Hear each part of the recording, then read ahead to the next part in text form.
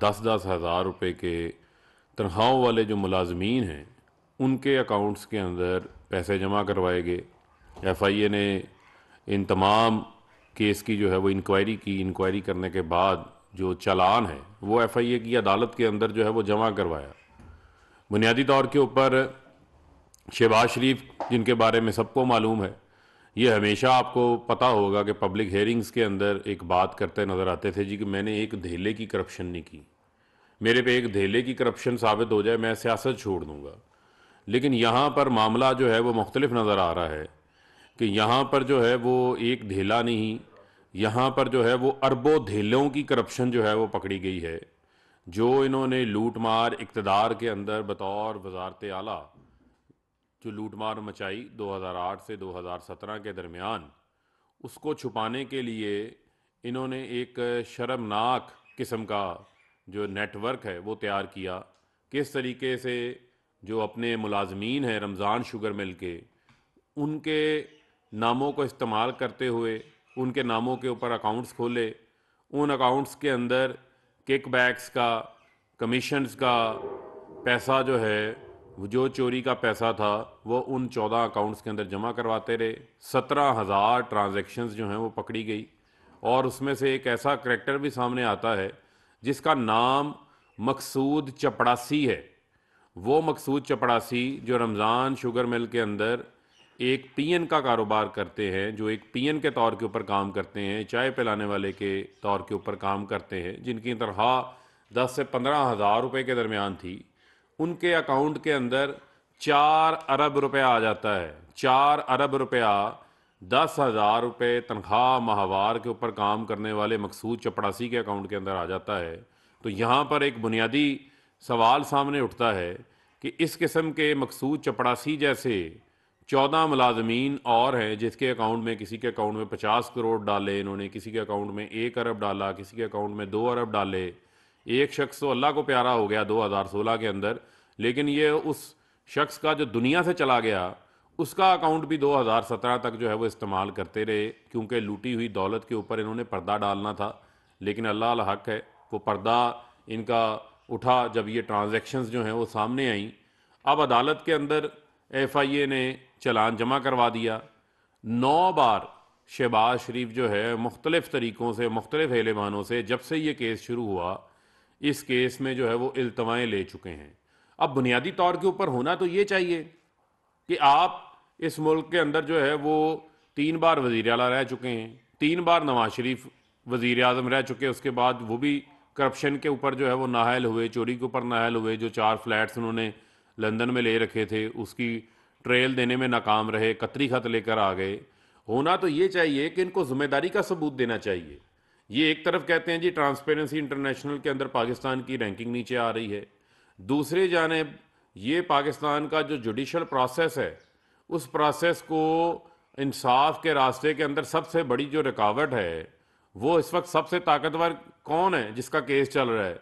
या वो शहबाज शरीफ है या आसिफ अली जरदारी है। जब मैं ताकतवर की बात कहता हूँ तो ताकतवर का मकसद ये है कि ये वो लोग जो इक़्तिदार में रहे, जिन्होंने इक़्तिदार में रहकर माफिया की तरह जो है वो ऑपरेट किया, लूट मार करते रहे, चोरी करते रहे और एक निज़ाम को करप्ट करने के अंदर इन्होंने अपना एक भरपूर किरदार अदा किया। होना तो ये चाहिए कि इनके केसेस की जो है वो रोज़ाना की बुनियाद के ऊपर डे टू डे हेयरिंग होनी चाहिए। लेकिन होता क्या है कि इनके वकील जो हैं वो हर बार बीमार हो जाते हैं। अमजद परवेज़ साहब आज भी वकील बीमार हैं, वो पेश नहीं होते।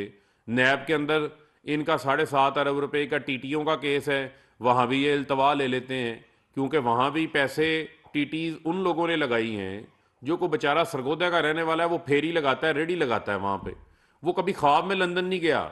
लेकिन ये ऐसे शरीफ ख़ानदान, ऐसा वारदातिया है कि इन्होंने उनके नाम के ऊपर भी वारदात डाल दी, उनके नाम के ऊपर भी जो है वो पैसा लूट लिया। वो लंदन से बैठ के पैसे हमजा शहबाज, सलमान शहबाज और शहबाज शरीफ और इनके ख़ानदान, इनकी फैमिली के लोगों के अकाउंट्स के अंदर टीटियाँ लगा रहे हैं। वहाँ भी ये इल्तवाओं के पीछे छुप जाते हैं, गवाहों की क्रॉस एग्जामिनेशन नहीं हो पाती जब वकील नहीं आता। तो ये डिलेइंग टैक्टिक्स हैं, ये केसेस को इल्तवा का शिकार करना चाहते हैं। एक तरफ ट्रांसपेरेंसी इंटरनेशनल का के ऊपर मगरमच्छ के आंसू बहाएंगे, दूसरी जानिब जब वो कहते हैं कि अदालती इंसाफ बेहतर होना चाहिए, तो उसमें सबसे बड़ी रुकावट तो शहबाज शरीफ के केसेस हैं। जब ताकतवर को हाथ पड़ेगा तो मैं समझता हूं कि उससे जो जस्टिस इंसाफ का जो निज़ाम है वो और मजबूत होगा और तगड़ा होगा। इन्होंने कहते हैं कि धेले की करप्शन नहीं की, तो क्यों इल्तवाएं लेते हैं? छः छः किस्म की दरखास्तें इन्होंने जो है वो दायर कर दी पिछली हेयरिंग के अंदर, ताकि केस को डिले किया जाए। 18 फरवरी को फ़र्द जुर्म आयद होनी थी, आज 28 मार्च को दोबारा तारीख थी, आज फिर फ़र्द जुर्म आयद होनी थी। आज जो है वो आज़म नज़ीर तारड़ साहब ने भी कोई एक्सक्यूज़ पेश कर दिया, अमजद परवेज़ जो है वो वहाँ पर आ नहीं रहे। तो मुझे ये बताएं कि जिसने चोरी की होती है, जिसने किकबैक्स ली होती हैं, जिसने करप्शन की होती है, जिसने कमीशन ली होती है, वो इस किस्म की इल्तमाएं लेता है, वो इस किस्म की तारीखों के पीछे छुपता है, वो केस को जो है वो आगे नहीं चलने देता। शहबाज शरीफ, आपकी करप्शन का चेहरा जो है वो बेनकाब हो चुका हुआ है, आपकी लूटमार जो है वो रंगे हाथों पकड़ी गई है। अब मजीद जो है वो एक धेले की करप्शन ना करने का जो है वो ढोंग मचाना छोड़ें और FIA की अदालत के सामने पेश हों। ये जो आज FIA ने पटिशन दायर की है अदालत के सामने डे टू डे हेयरिंग के हवाले से, उसके अंदर उन्होंने तमाम हवाला जात इनके बयान कर दिए हैं, तमाम इनके काले करतूत बयान कर दिए हैं कि जिस किस्म की ये वारदातियाँ हैं, जिस किस्म का ये माफिया है, इसको सिसिलियन माफिया गॉडफादर ठीक कहा था, क्योंकि ये वो ऐसे हरबे इख्तियार करते हैं जिन हरबों से ये डिलेइंग टैक्टिक्स करना चाहते हैं, जिनसे ये तारीखों के पीछे छुपना चाहते हैं, ये अदालतों के सामने पेश होने से कतराते हैं। चोरी नहीं की तो डे टू डे हेयरिंग करवाए ना, लाएं अपने सबूत। वो सलमान शहबाज जो कि जिसने जाली अकाउंटों का जो गुरु है, जो जाली अकाउंटों का जो है वो बादशाह बना हुआ है, जिसने ये सारे बेनामी अकाउंट्स बनाकर आपको फ़ायदा पहुंचाया शहबाज शरीफ को, क्योंकि शहबाज शरीफ ने तो बतौर वज़ीर आला सलमान शहबाज, हमजा शहबाज को लूट मार की खुली छूट दी हुई थी कि आप लूटते रहो, मेरे इक़्तिदार का जो है वो आप नाजायज़ फ़ायदा उठाते रहो। यहाँ पर मैं सवाल पूछता हूँ, मुझे बताएं, मुझे कोई एक मिसाल दे दें, किसी गरीब के अकाउंट में 4 अरब आया? कभी कभी 2 अरब आया है, कभी 1 अरब आया है? उसके अकाउंट में तो नहीं आता, लेकिन रमज़ान शुगर मिल के मुलाजमीन के अकाउंट्स के अंदर आ जाता है। तो लिहाजा मुझे लगता है कि सबको रमज़ान शुगर मिल का मुलाजिम बना देना चाहिए, ताकि लोग सारे अरबपति हो जाएं। जिस किस्म का मजाक, जिस किस्म का फ्रॉड इन्होंने किया, इनका नाम तो जो है वो फ्रॉडियों की Guinness book of world record के अंदर जो है वो आना चाहिए शहबाज शरीफ का। शहबाज शरीफ तो मिस्टर फ्रॉडिये नंबर 1 है। आसिफ अली जरदारी को भी पीछे छोड़ गए हैं, जिन्होंने सड़कों के ऊपर इनको घसीटना था।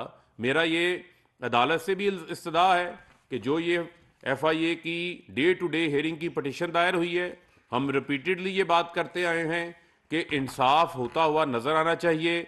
Justice delayed is justice denied. ताकतवर को कानून का खौफ पैदा होना चाहिए।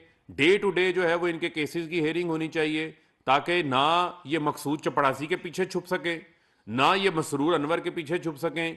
और शहबाज शरीफ, आपको हर फोरम के ऊपर मकसूद चपड़ासी का, मसरूर अनवर का आपको जो है वो जवाब देना पड़ेगा। जी सर, बिलावल भुट्टो जरदारी एक बड़े हम लॉन्ग मार्च की क्यादत करते हुए इस्लामाबाद की तरफ गामजन है और उन्होंने 38 निकाती चार्टर ऑफ डिमांड भी पेश किया है, इस पर क्या कहेंगे? देखिए, किसी किस्म का कोई चार्टर ऑफ डिमांड नहीं है, ये चार्टर ऑफ लूटोक्रेसी है। इसका मतलब यह है कि इनको लूट मार की इजाज़त दे दें। अब बिलावल का क्या मसला है? बिलावल यहाँ तो अपने नाना का या बीबी शहीद का मिशन बढ़ाते आगे समझ आती, लेकिन बिलावल ने आते साथ जो है वो आसिफ अली जरदारी के मिशन को आगे बढ़ाना शुरू कर दिया। आसिफ अली जरदारी का मिशन क्या है? पापड़ वाले और फलूदे वाले के नाम के ऊपर जो है वो जाली अकाउंट्स बनाओ, लूट मार करो और अपने वालिद की करप्शन का तहफ़्फ़ुज़ करो। मुझे ये बताएं, इन्होंने हमसे 3 साढ़े 3 साल कारकर्दगी का हिसाब देना है, तो बिलावल आप अपनी 14 साल सिंध हुकूमत का तो हिसाब दें, जिसमें से 5 साल आपके पास वफाक में भी हुकूमत थी, सूबे में भी हुकूमत थी। वहाँ कौन सी दूध और शहद की नहरें आपने जो है वो बहा दी हैं? सिंध का आज किसान, सिंध का आज हारी इनके जुल्म के नीचे दबा हुआ है। आज वहाँ पर माफिया राज है सिंध के अंदर, आज वहाँ पर ज़ख़ीरा अंदोज़ों का राज है, आज टैंकर माफिया का राज है, आज वहाँ पर गरा फरोशों का जो महंगाई मसनूई करते हैं उनका राज है। वहाँ के ऊपर 20-20 अरब रुपए की ऐसे बिलावल हाउस के अंदर इन्होंने चूहे पाल रखे हैं जो 20-20 अरब रुपए की गंदम खा जाते हैं। वो नैब ने रिकवरी करके पैसे वापस किए हैं। मुझे आप ये बताएं, ये ऑन रिकॉर्ड मैं चीज़ें आपको बता रहा हूँ। एक अदालत ने रिमार्क्स दिए थे लाड़काना की तरक्की के हवाले से कि डाइन भी साथ घर छोड़ देती है। ये इनका सरकारी लॉन्ग मार्च है, जो कि क्विक मार्च में तब्दील होगा, जो कि शॉर्ट मार्च के अंदर तब्दील होगा। हमें इन मार्चों से किसी किस्म की फ़िक्र नहीं है। पाकिस्तान तहरीक इंसाफ जो है वो सिंध की आवाम की आवाज़ बन के, उनकी सिंध के लोगों की महरूमियाँ हैं, उनको इन्होंने जंगल का कानून नाफज कर रखा है, इन्होंने उनको पुलिस स्टेट के ज़रिए, थाना कल्चर के ज़रिए दबा के रखा हुआ है। उनको आज़ाद करवाने के लिए, उनकी आवाज़ बनने के लिए पाकिस्तान तहरीक इंसाफ ने सिंध हकूक़ मार्च शुरू किया है, जिसको बड़ी पजीराई मिल रही है। आज उसका तीसरा रोज़ है। हमारे वाइस चेयरमैन, हमारे पार्टी के सेक्रेटरी जनरल असद उमर, शाह महमूद कुरैशी, अली जैदी वहाँ पे मौजूद हैं। हमारी पार्टी के मेंबरान सूबाई असम्बली, कौमी असम्बली वहाँ पे मौजूद है और भरपूर तरीके से एक मोबिलाइजेशन कर रही है। इनको बहुत जल्द जो है वो सिंध की आवाम से भी जो है वो जवाब मिलने वाला है। ये सिंध की फ़िक्र करें, वफाक की फ़िक्र छोड़ें। वज़ीर आज़म का जो आज खिताब होना, उस पर क्या कहेंगे? क्या खास नुकात हैं, क्या महंगाई के हवाले से कोई रिलीफ? देखें, वज़ीर आज़म साहब का जो आवाम से ख़ताब होगा वो मैं समझता हूँ कि अवामी उमंगों की तर्जमानी करेगा। उसमें जो आवाम को दरपेश मसाइल हैं उसके ऊपर बात होगी और आलमी सतह के ऊपर जो चैलेंजेस हैं उसके ऊपर बात होगी। पाकिस्तान को खारजा सतह के ऊपर पाकिस्तान, मैं समझता हूँ कि पाकिस्तान ने अपनी एक जो स्पेस है उसमें इजाफा किया है। पाकिस्तान की जो एक्सेप्टेबिलिटी है उसके अंदर जो है वो इजाफा हुआ है। तो प्राइम मिनिस्टर साहब उसके ऊपर आवाम को एतमाद में भी लेंगे और उनकी आसानी के हवाले से बहुत सारे ऐसे ऐलानात भी करेंगे जिससे मैं समझता हूँ कि आवाम को बहुत ज़्यादा एक रिलीफ मिलेगा। बहुत शुक्रिया।